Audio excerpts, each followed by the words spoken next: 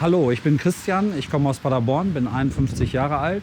Ich bin hier bei Dominik Heidecke, bin schon seit 2 Jahren hier Kunde. Heute probiere ich allerdings, da meine Haare langsam grauer werden, ein Haarteil mit mehr Grauanteil. Und ich bin selber sehr gespannt.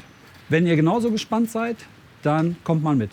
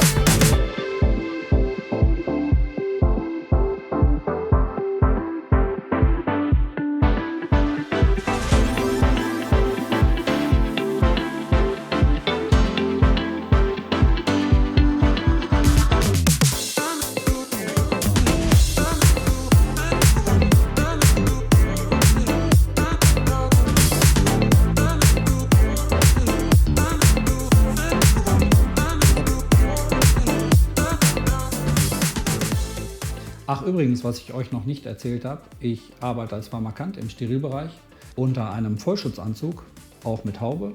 Das Ganze 6,5 Stunden, 5 Tage die Woche.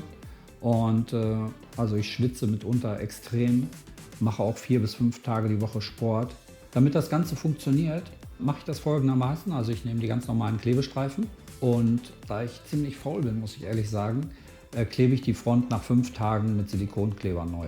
Dazu mache ich noch nicht mal den Klebestreifen ab, sondern hebe die Front an, fixiere die, reinige die kurz mit Alkohol und dann nehme ich den Silikonkleber, warte bis der angetrocknet ist und drücke das wieder fest. Also wenn du auch Bedenken hast, dass du ein Haarsystem tragen kannst wegen deinem Beruf, weil du einen Helm tragen musst oder vielleicht unter einem Vollschutzanzug arbeitest, dann brauchst du dir da wenig Gedanken machen und man kann alles über die Videos lernen. Ich wünsche euch ein schönes Wochenende und man sieht sich.